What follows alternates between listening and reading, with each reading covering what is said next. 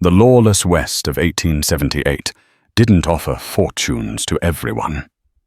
For Nora Thompson, it had only taken. It took her husband, claimed by a rattlesnake's kiss.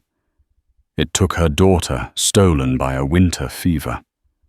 All it left her was a lonely cabin, a plot of unforgiving land, and a silence that screamed louder than any storm.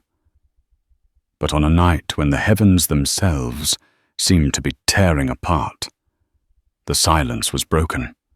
A man more wound than human collapsed on her doorstep, bleeding onto the very earth that had consumed her family.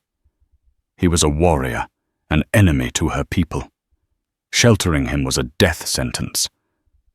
But for a woman with nothing left to lose, a single act of defiance could change the course of a legacy, and a single heartbeat could forge a bond stronger than steel. The wind was a living thing that night. It clawed at the sod-roofed cabin, shrieking like a banshee and rattling the lone glass pane in the window frame until Nora Thompson was certain it would shatter. Rain fell not in drops, but in solid wind-driven sheets that turned her small patch of the Nebraskan plains into a churning sea of mud. Inside the fire in the stone hearth spat and hissed a defiant orange beast, warding off the encroaching dark and the bone-deep chill. Nora sat at her small, hand-hewn table, a cup of chicory coffee held loosely in her hands. The heat was a small comfort against the grief that was her constant companion. It had been a year to the day since she had buried her husband, John, and 6 months since little Sarah had followed him. Her breath a shallow whisper that faded into the eternal silence of the prairie. Now the silence was her only company, a vast, oppressive blanket that smothered every thought. The sudden, violent crack of wood against wood startled her so badly that the cup slipped, spilling the bitter liquid across the table. It wasn't the wind. It was a fist, a heavy, desperate thud against her door. Her heart leaped into her throat. No one came calling in a storm like this. The nearest neighbor, the gruff rancher Jebediah Thorne, was 5 miles to the east, and he wasn't one for social visits, especially not in the dead of night. Fear, cold and sharp, pierced through the fog of her sorrow. It could be outlaws or worse. She reached for the heavy iron poker resting by the fire, its weight a meager reassurance. "Who's there?" she called out, her voice thin and reedy against the gale. A groan answered her, low and guttural like an animal in its death throes. It was followed by another, heavy slumping sound. Whoever it was, they were at the end of their rope. Her fear warred with a deeper, more ingrained instinct, the prairie's harsh but unspoken code of mutual survival. To leave even a dog to die in a storm like this was a sin against the land itself. Taking a deep breath, she slid the heavy bolt on the door. With the poker held high, she pulled it open just a crack. The wind tore it from her grasp, slamming it wide against the interior wall. And there, slumped on her doorstep, was a man. He was a Native American, his heritage clear in the high planes of his cheekbones and the straight jet-black hair that was plastered to his face by the rain. But it was the blood that held her gaze. It was everywhere. A dark, ugly gash ran from his temple down his cheek, and his deerskin tunic was soaked through on his left side, the rain-diluted blood pooling on the wooden planks of her porch. His eyes were closed, his face a mask of agony. Nora froze. This was not just a stranger. He was the enemy. The papers from Omaha were filled with stories of Sioux raids of settlers killed and homesteads burned. The soldiers from the nearby fort warned of hostiles, a word they spat like a curse. To help this man was to invite danger, not just from his own people, who might follow, but from her own. Thorn, with his ingrained hatred of the native tribes, would see it as the highest form of betrayal. She should slam the door. Let the storm take him. It was the safe thing to do, the sensible thing. It was what John would have told her to do. But as she looked at him, she didn't see a hostile. She saw the same vulnerability she'd seen in John's eyes after the snakebite, the same helpless surrender to fate she'd witnessed in Sarah's final moments. She saw a human being bleeding out on her doorstep, and in the desolate wasteland of her heart, a flicker of something other than grief stirred. It was a defiant spark of her old self. The woman who had once been a healer, who had tended to ailing neighbors and delivered babies. "Damn it all to hell," she whispered to the wind. With a strength born of desperation, she grabbed the man under his arms. He was heavy, a dead weight of muscle and bone. She grunted her boots, slipping in the mud, as she dragged him inside, away from the ravenous storm. The smell of rain blood and wet leather filled her small cabin. She managed to get the door shut and bolted the howl of the wind once again muffled. The cabin, which had felt so empty moments before, was now charged with a terrifying new energy. The man lay unconscious on her floor, a bloody testament to the choice she had just made. For a long moment she simply stared at him, the poker still clutched in her hand. His breathing was shallow, ragged. He was dying. Her training drilled into her by her physician father back in Ohio took over. She dropped the poker and knelt her hands hovering over him for a second before she forced herself to touch him. She tore away the soaked tunic. The wound was worse than she'd thought. A deep, vicious stab wound just below the ribs. It was crudely stitched with what looked like sinew, but the stitches had torn, and the wound was festering. He was burning with fever, his skin hot to the touch. She worked through the night a woman possessed. She boiled water, sterilized her husband's old hunting knife in the flames, and cut away the torn stitches. She cleaned the wound with whiskey, earning a pained hiss from the man, though he remained unconscious. She found willow bark in her small store of herbs and brewed a tea to fight the fever, forcing small, careful sips between his clenched teeth. She stitched the wound herself, her fingers nimble and sure, creating a neat row of sutures that would have made her father proud. She bandaged it with strips torn from one of her own clean petticoats. As she worked, she saw the scars that littered his body. Old silvery lines from past battles, a testament to a life of conflict. But she also saw the powerful lines of his physique, the corded muscle of a man in his prime. He was young, perhaps only a few years older than her own 25, as the first pale light of dawn began to filter through the window.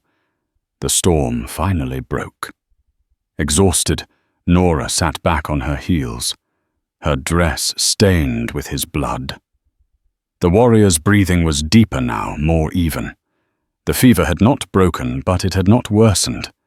He was still alive. She had sheltered a bleeding warrior. She had defied the unspoken laws of her world. And as she looked out the window at the new day, she knew that the storm that had passed was nothing compared to the one that was surely coming. The silence of her life had been shattered, and she had no idea what would come in its place.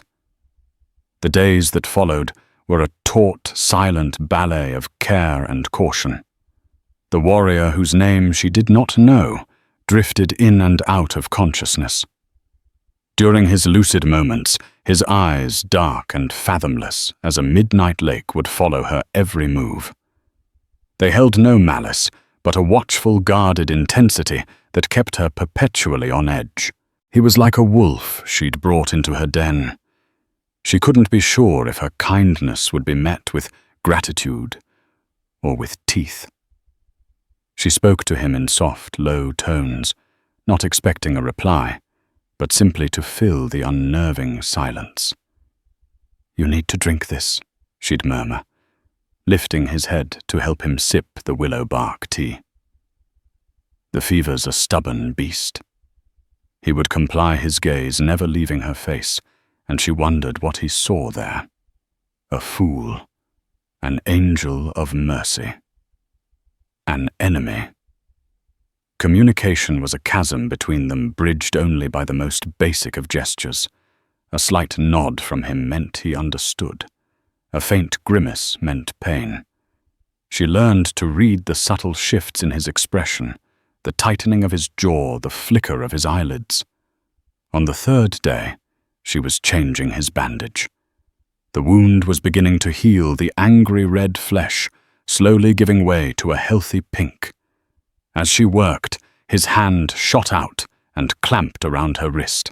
It wasn't a violent grip, but it was unyielding, a manacle of surprising strength. Her breath hitched, and she froze, her eyes wide with fear. He held her gaze, his own dark eyes, searching hers.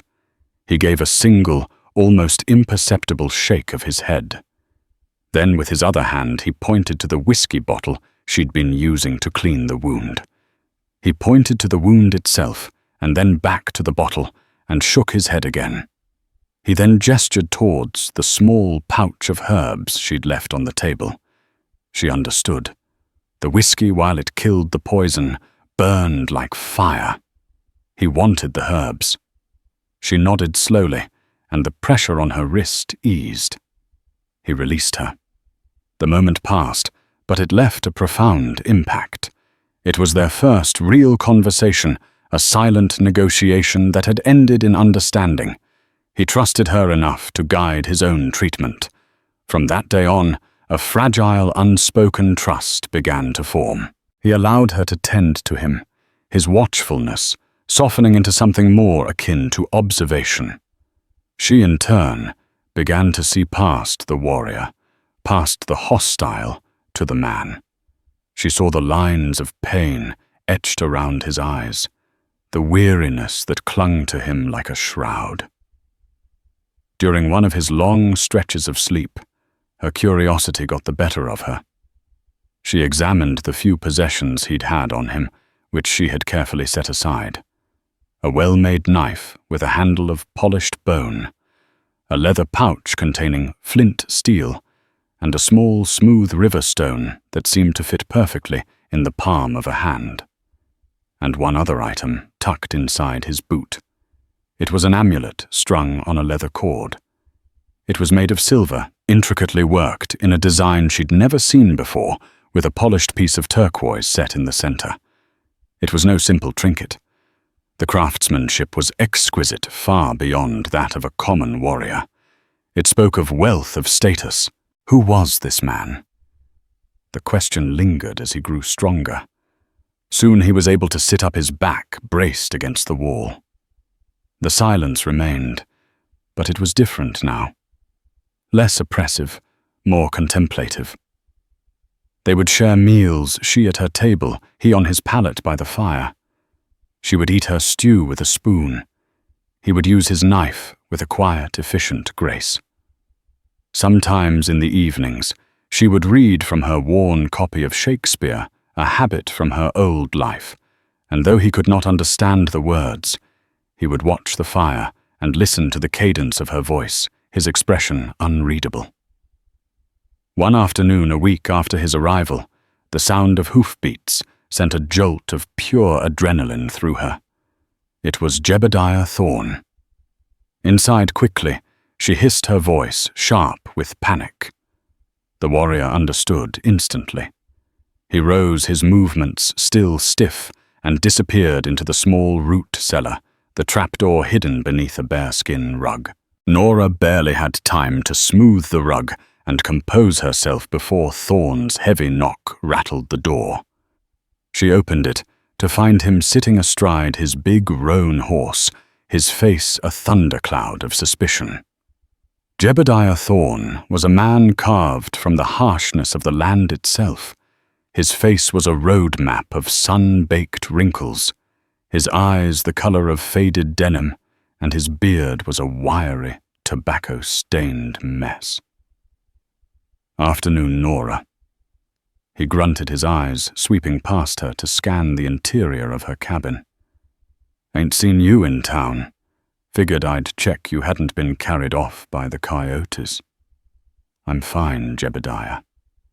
Just been busy." Her heart hammered against her ribs. Busy with what? His gaze was intrusive, accusatory. "Heard some commotion out this way last week, during that big storm.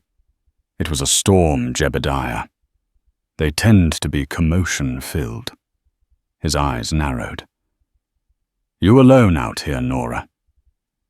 "It ain't safe. There's Sioux about. A war party hit a freight wagon over on the Sweetwater. Killed 3 men.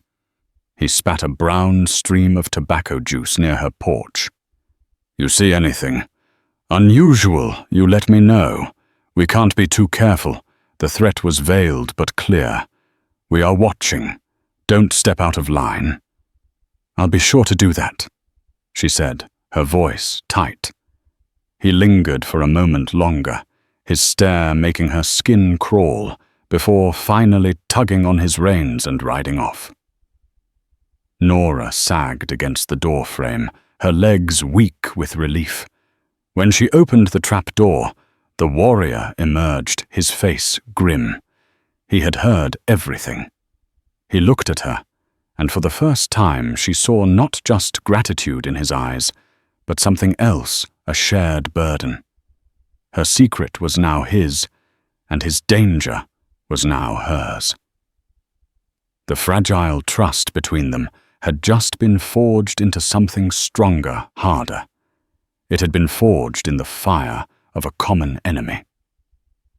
The visit from Jebediah Thorne was a stone cut into a still pond, and the ripples spread further than Nora could have imagined.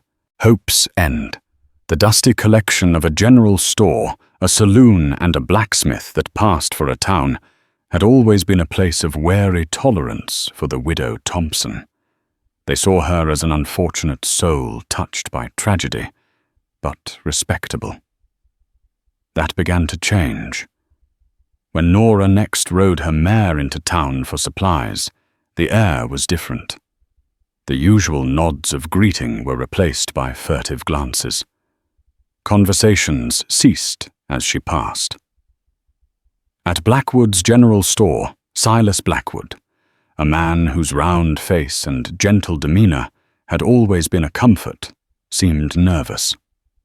"Flour, salt, and coffee, Mr. Blackwood," she said, placing her list on the counter. "Of course, Nora," he said, his eyes darting towards the other customers, a pair of Thorne's ranch hands who were watching her openly. Silas fumbled with the scoop, spilling flour on the floor. "Heard you had a visitor the other day." The question was posed casually, but its weight was immense. News carried by Thorne had traveled fast. Jebediah stopped by to see if the storm had washed me away. Nora replied, keeping her voice even. "Just him?" Silas asked, not meeting her eye. "Folks get to talking, you know. Living way out there alone. A woman needs to be careful. Thorne is just looking out for you. For all of us." The implication was clear. Thorne was the protector of their community, and his suspicions were to be taken as gospel. Nora felt a chill that had nothing to do with the morning air. These people who had offered her condolences and pity were now turning on her, swayed by rumor and fear. She paid for her goods, her jaw tight, and left the store feeling the burn of a dozen pairs of eyes on her back. The whispers followed her like flies. "Thorne says she's hiding something. Never did seem right, a woman alone like that. My cousin saw smoke from her chimney at odd hours." Back at the cabin, the sense of siege intensified. The warrior, who she had started to think of simply as Hakan, after finding the name delicately carved into the handle of his bone knife, was now fully mobile. He moved with a lithe, predatory grace, the wound a puckered scar on his side. He had begun to help with chores, his silence a constant comforting presence. He would chop wood with a rhythmic efficiency that put her own efforts to shame his powerful shoulders working smoothly. He would track rabbits for their stew, leaving the cleaned carcasses on the porch for her to cook. He was contributing, trying to repay his debt. But the outside world kept intruding. Twice more Thorn rode by, not stopping, but circling her property at a distance, a vulture evaluating a potential meal. His message was unmistakable. "I know you're lying." The pressure began to wear on Nora. She grew jumpy, starting at every creak of the cabin, every howl of a distant coyote. The safety of her isolation had become a prison, and she and Hakan were its sole inmates. One evening, as she was mending a tear in his tunic, an act of domesticity that would have been unthinkable weeks ago, he broke the silence that had defined their existence. His voice was rusty, deeper than she'd imagined. "He wants this land." Nora looked up, startled. He had spoken English, broken, heavily accented, but clear. He pointed with his chin in the direction of Thorn's ranch. "Yes," she whispered, her needle pausing mid-stitch. "My husband John filed the claim on the creek. The water rights are the most valuable thing for miles." Thorn tried to buy it from him. John refused. Hakan nodded slowly, his dark eyes fixed on her face. "He is a man who takes, not asks." He touched the scar on his temple. "I know his kind." It was a revelation. He understood more than she knew. He had been listening, piecing together their world from her one-sided conversations and the menacing visit from Thorn. The following Sunday, Nora knew she had to go to town again. Their coffee was gone, and she refused to let Thorn's intimidation tactics cut her off completely. As she prepared to leave, Hakan stood by the door, a grim look on his face. "Not safe," he said. "I have to. I can't let him win." He considered her for a long moment, then walked to the corner where his meager possessions lay. He returned not with his knife, but with the small, smooth riverstone she had seen in his pouch. He pressed it into her hand. It was cool and solid, fitting perfectly in her palm. "For strength," he said, his voice a low rumble. She closed her fingers around it, the simple gesture a profound anchor in the turbulent sea of her fear. Her trip was worse than the last. This time, no one spoke to her at all. The silence in the store was absolute, a wall of condemnation. As she mounted her horse to leave one of Thorn's men, a lanky cowboy named Finn swaggered over.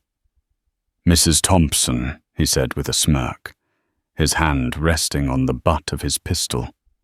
"Mr. Thorn is holding a town meeting next week about our security. He thinks everyone should be there. To show solidarity." It was an order, not an invitation. A summons. "I'll think about it," she said, her voice trembling slightly.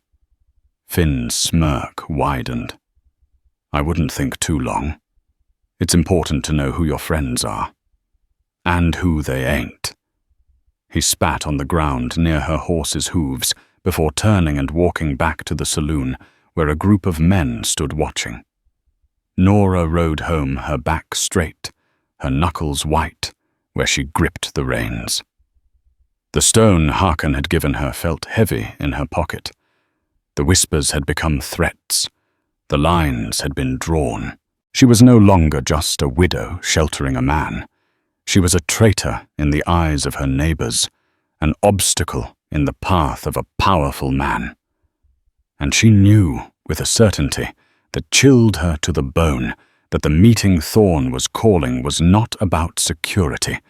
It was about her. The threat of the town meeting hung in the air of the small cabin, a palpable tension that coiled around Nora and the warrior. They had a week before Jebediah Thorn would turn the full force of the community's fear and suspicion against her. The shared danger had irrevocably shattered the silence between them, and in the evenings by the flickering firelight, the story of the man she knew as Hakan began to unfold. It started in fragments, his English halting and laced with the syntax of his own Siouan tongue. He spoke of the Black Hills, his voice softening with a reverence that made her picture soaring pines and sacred mountains. He was not Sioux, he explained. He belonged to the Minneconjou, the planters by the water. His name was not Hakan. That was a name he'd been called by white men, a mishearing of his real name, Tashunka Khan, which meant, "His horse is strong." "My people, call me Khan," he said, the simple statement landing with the weight of a profound revelation. She had been calling him a name that wasn't his, a name given by outsiders. Khan, she repeated softly, testing the feel of it on her tongue. It felt right, more real. He told her of his father, a respected chief named Borin, and of a life that was a world away from the dusty isolation of her homestead. He spoke of the buffalo hunt, the sun dance, and the stories of the old man coyote told on winter nights. As he spoke, Nora felt the narrow confines of her own world expand, colored by the vibrancy of his. But his story was also one of loss and betrayal. 4 years ago, seeking to understand the encroaching white world, Khan had agreed to work as a scout for the U.S. Army at Fort Laramie. It was there he learned English, his ear quick and his mind sharp. He learned the ways of the soldiers, their strange customs, their thirst for gold and land. They spoke of peace, Khan said, his voice laced with a bitterness that seemed to corrode the very air. But their hearts were forked. They spoke with 2 tongues.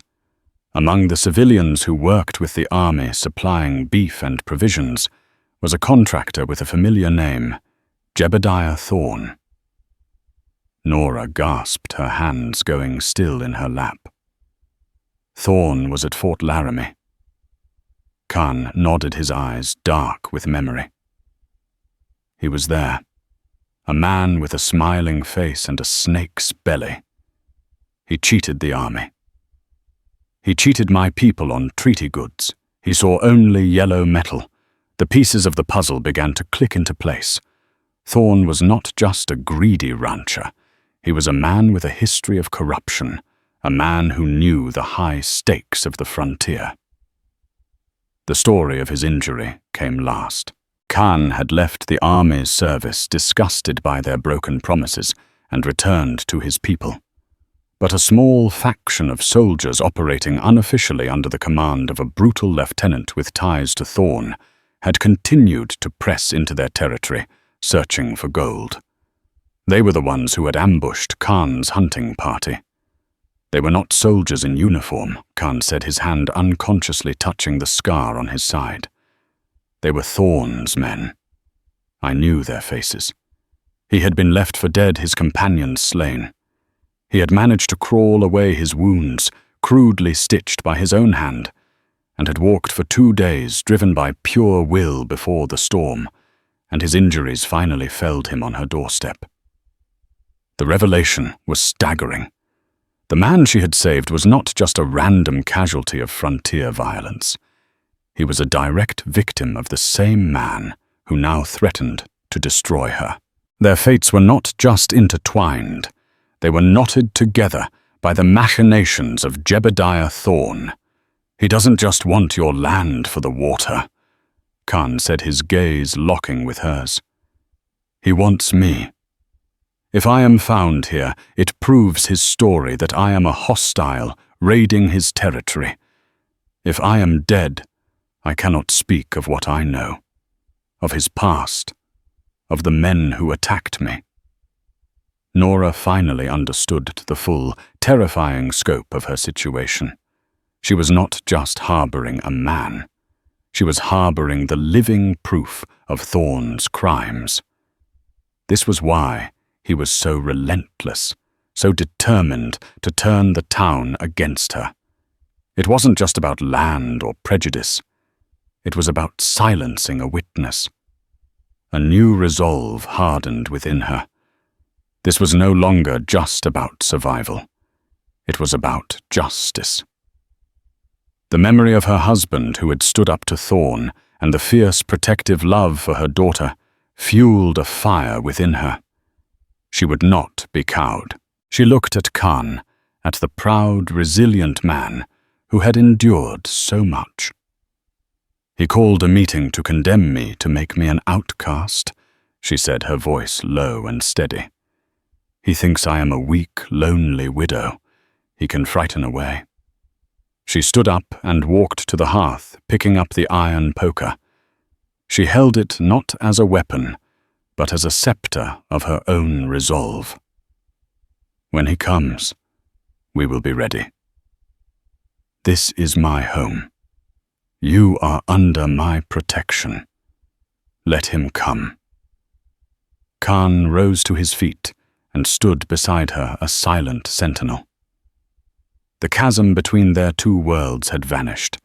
In its place was a bridge built of shared secrets and a common, deadly enemy. They were no longer just a widow and a warrior. They were allies.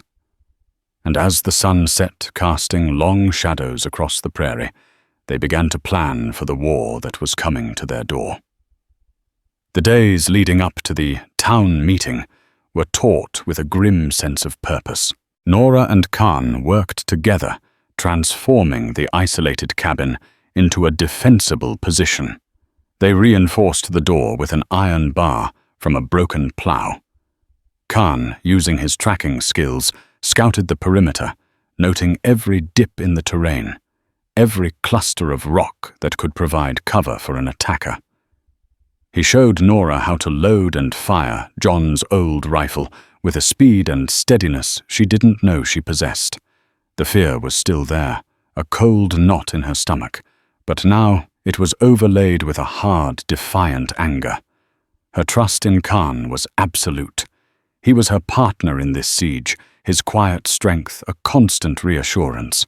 The trust she placed in the outside world, however, was about to be utterly shattered. 2 days before the scheduled meeting, Nora realized they were dangerously low on lamp oil. To be trapped in the dark during a night attack would be a fatal disadvantage. Despite Khan's protests, she insisted on one last quick trip to Hope's End. "I'll be in and out before anyone can even spit," she argued. Silas Blackwood, the store owner. He's a soft man. He may be afraid of Thorne, but he isn't cruel. He will not deny me oil. She still clung to a sliver of hope that not everyone had been poisoned by Thorne's venom. She rode into town with the riverstone in her pocket, its smooth weight a small comfort. The atmosphere was even more hostile than before. The town was buzzing with a nervous energy, the men gathered in small, tense groups. She ignored them, tied her mare outside the general store, and pushed open the door. Silas Blackwood was alone, polishing the counter with a worried expression.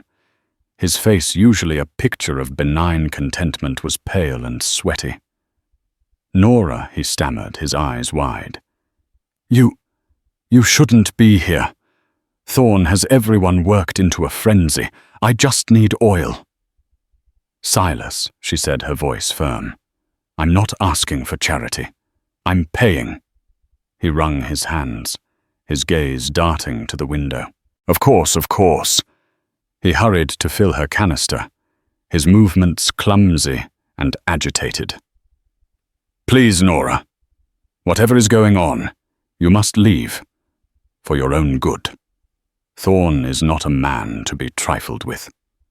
"I'm aware," she said coolly. As he handed her the oil, their eyes met.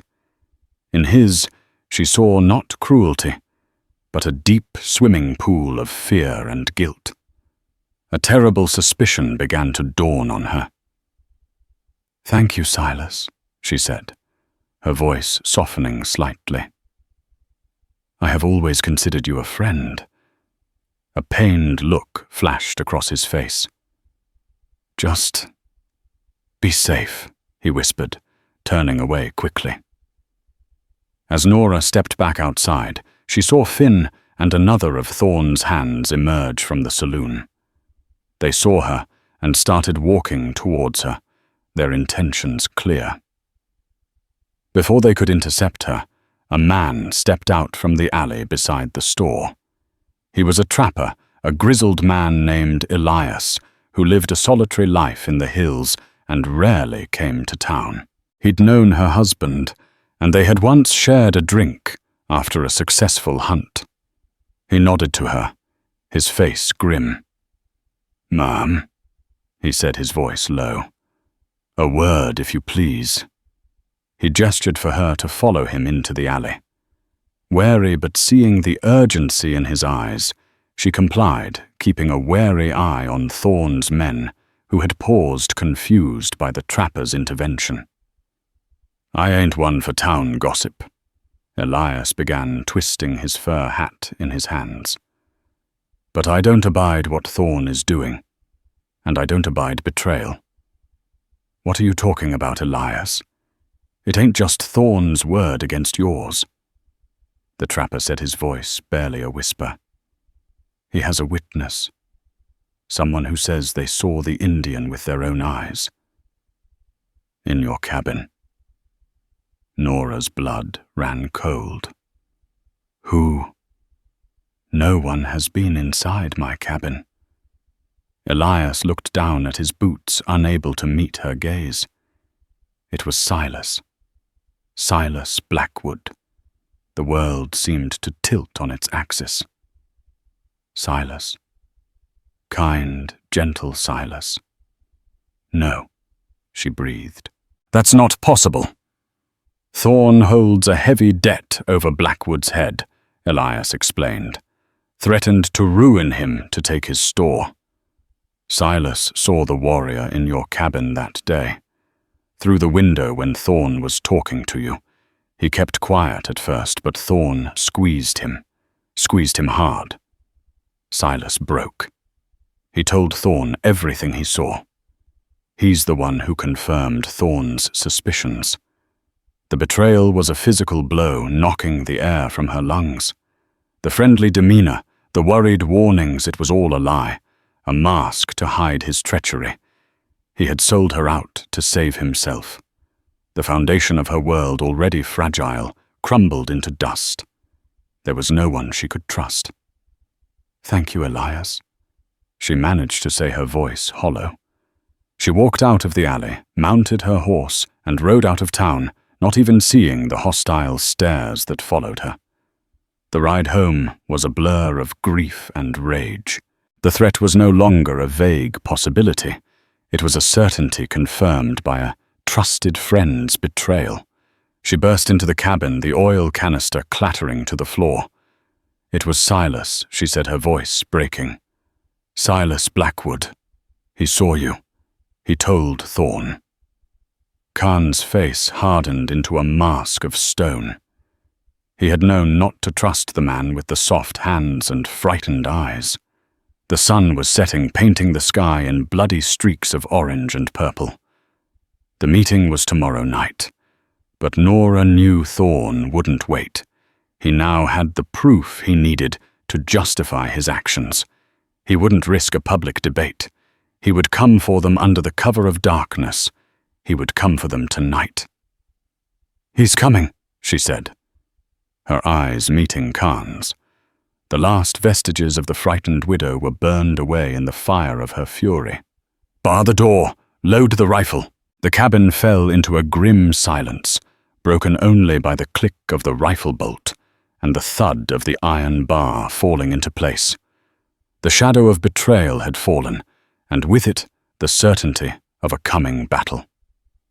Night fell like a shroud, thick and starless. Inside the cabin, the only light came from the low burning embers in the hearth, casting long, dancing shadows that seemed to writhe with a life of their own. Every gust of wind sounded like footsteps, every rustle of leaves like the cocking of a hammer. Nora sat at the table, John's heavy Winchester rifle resting across her lap, its polished wood cool and solid against her trembling hands. Khan stood near the window, a sliver of the night visible between the wooden shutter and the frame, his form a silent, unmoving silhouette. The waiting was a unique form of torture. It stretched time each second, a drawn-out agony of anticipation. They didn't speak. There was nothing left to say. They had made their stand, and now they would face the consequences. It was close to midnight when Khan's posture shifted, a subtle tensing of his muscles. "They come," he breathed. Nora's heart slammed against her ribs. She peered through a crack in the wall near the fireplace and saw them. A dozen riders, dark shapes moving against the slightly less dark horizon, emerging from the direction of Thorne's ranch. They were not carrying lanterns. This was not a posse, it was a lynch mob. They fanned out, surrounding the small cabin in a loose, menacing circle. Nora could make out Thorne's bulky frame on his roan, directing them with sharp, low commands. The metallic click of rifles being loaded, carried on the night air. "Widow Thompson!" Thorne's voice boomed thick with false authority. "We know you're in there, and we know who you're hiding. We have a witness. Send out the savage, and we'll let you be. We just want him." Nora's knuckles were white on the rifle stock. The lie was so blatant, so audacious, they would never let her be. She was a witness to their crimes now, too. "Go to hell, Jebediah!" she screamed back, her voice surprising her with its strength and ferocity. A nervous chuckle rippled through the riders, but Thorne's response was a roar of fury. "Have it your way, Finn. Put a round through the door." A shot rang out, and a splinter of wood exploded inwards from the heavy door, whining past Nora's head to thud into the opposite wall. This was it. The battle had begun. Khan moved from the window, his knife in one hand. "Stay away from the door," he ordered. He pointed to the hearth. "The chimney is wide. They will try." Gunfire erupted from all sides, a deafening cacophony of violence. Bullets tore through the thin wooden walls, sending splinters flying like deadly insects. Nora crawled to the side of the window just as Khan had shown her. She took a deep breath, steadied the rifle barrel on the sill, and fired at the flash of a muzzle. A cry of pain answered her from the darkness, and a grim satisfaction surged through her fear. She was not a helpless victim. She could fight back. For what felt like an eternity, they were trapped in a storm of lead and fury. They were two people against a dozen holding their own through a combination of Khan's strategic foresight and Nora's newfound desperate courage. But they both knew it couldn't last. They were running low on ammunition, and Thorne's men were growing bolder, creeping closer to the cabin under the cover of the relentless gunfire. "They're coming for the door!" Khan yelled, as the heavy thud of a ramming log joined the assault. The iron bar groaned in protest. The hinges shrieked. Just as the door was about to splinter from its frame, a new sound cut through the chaos. It was a cry high and piercing that seemed to come from the very soul of the plains. It was not one voice, but many a chorus of chilling war cries that rose from the ridge behind the cabin, the one that overlooked the creek. The gunfire ceased almost instantly. Thorn's men froze their attention, ripped from the cabin. Nora and Khan exchanged a look of stunned disbelief. On the crest of the ridge, silhouetted against the night sky which now seemed to be clearing, were riders. Dozens of them. They sat motionless on their ponies, a silent, terrifying army of feathered lances and powerful bows. They were a living wall of retribution, their presence utterly dominating the landscape. From the center of the line, a single rider emerged, moving his horse down the slope with a regal, unhurried grace. He was an older man, his face a mask of grim authority, his chest adorned with a magnificent breastplate of polished bone. He rode not to the cabin but towards Thorn and his stunned, terrified men. Khan let out a breath he didn't realize he'd been holding. He moved to the now broken door and looked out. A name escaped his lips, a whisper of awe and disbelief. Borin. It was his father. It was his tribe, the Miniconju, the Stone Crows. They had come. They had found him. The balance of power had not just shifted, it had been completely upended. Thorn and his mob, who seconds before had been the aggressors, were now trapped, caught between the defiant widow in her cabin and the silent, imposing line of warriors on the hill. The hunter had in a heartbeat become the hunted. The prairie held its breath, waiting to see what justice the dawn would bring. The arrival of the Miniconju warriors sucked all the bravado from Jebediah Thorn and his men. They sat frozen on their horses, their rifles suddenly feeling like flimsy toys. The night, which had been filled with their violent clamor, was now utterly silent, save for the whisper of the wind and the soft thud of Chief Borin's pony's hooves on the damp earth. Borin brought his horse to a halt 20 paces from Thorn. He did not shout. He did not threaten. His voice when he spoke was calm and resonant, carrying the weight of absolute authority. He spoke in his native tongue, a flow of guttural, powerful words. From the line of warriors, another man trotted forward to translate his English clear and precise. Chief Borin asks why you make war on a lone woman's house. Thorn, his face pale and slick with sweat in the moonlight, sputtered, "That woman, she's harboring a killer. One of your own. He attacked my men." Khan stepped out of the shattered doorway of the cabin, his knife still in his hand. He walked to stand beside his father's horse, his gaze locking onto Thorn with an intensity that burned. "He lies."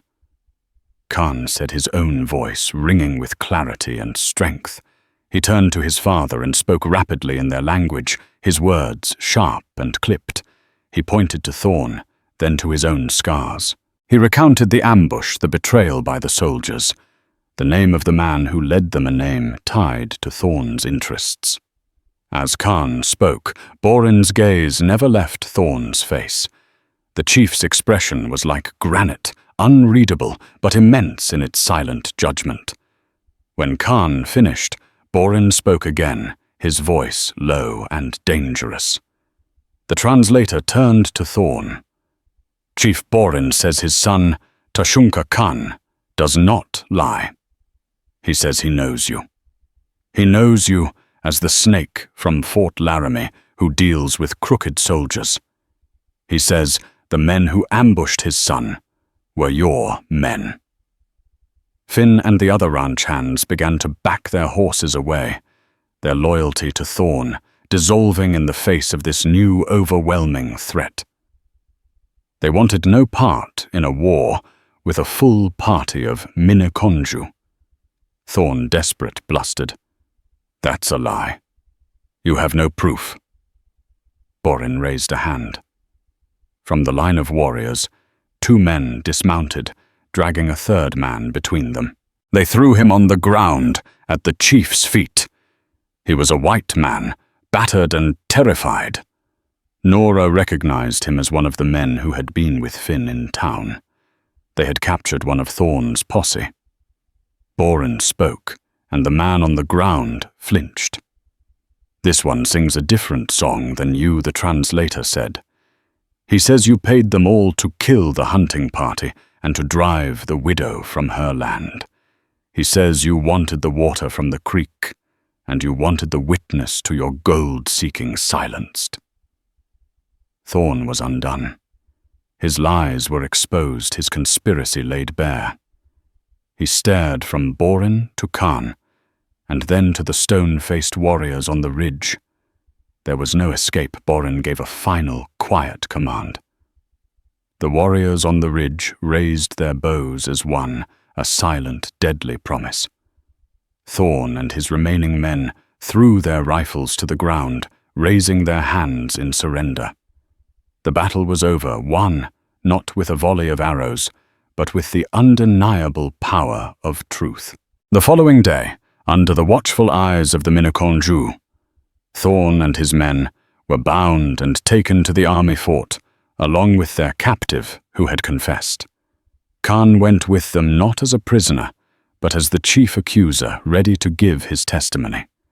Nora was left in the surreal quiet of the aftermath. Warriors moved about her property with a quiet purpose, helping to repair the damage to her cabin, their presence a strange comfort. Borin remained. That afternoon, as Nora was sweeping the last of the splinters from her floor, the chief approached her with the translator at his side. He looked around the simple, damaged cabin. He looked at her worn dress, and the determined set of her jaw. "My son owes you his life." The translator relayed Borin's words. "Our people owe you a debt." "I only did what I thought was right," Nora said simply. Borin nodded, a flicker of deep respect in his eyes. "You have the heart of a warrior. You stood against many for one of my own. You have proven your strength and your honor." He paused, his gaze taking in the creek that ran through her land, the very water that had been the source of so much conflict. "My son tells me this land is yours. The water is yours. You have bleeded for it. But the world of men like Thorn will not leave you in peace. They will return." He was right. Even with Thorn gone, others would come drawn by the lure of the water. She would always be a target. "My son carries a great respect for you," Borin continued, his gaze direct and piercing. "He says your spirit and his are cut from the same stone. Our laws are different from yours, but honor is the same in any language. I have come to offer you a permanent alliance, a way to protect this land and to protect yourself." Nora's breath caught. She knew what was coming. "I ask you to become my son's wife," Borin stated. "Join our family. Join our tribe. An alliance of marriage between the son of a chief and the woman who owns the water will create a bond the white government cannot easily break. Your claim and our strength together will be a shield for us both. My son's heart is already yours. He wishes for this, but the choice belongs to you." Nora stood in the center of her shattered home, a proposal hanging in the air that was more momentous than anything she could have ever imagined. It was a political strategy, a merging of rights and power. But it was also deeply personal. She thought of Khan, of his quiet strength, his honor, the unspoken bond that had grown between them in the crucible of shared danger. She thought of his world, so different from her own, yet one that had shown her more honor and justice than her own people. Her old life was gone. John and Sarah were memories. Hope's End had betrayed her. The world of settlers and fences had tried to kill her. What was left for her here alone?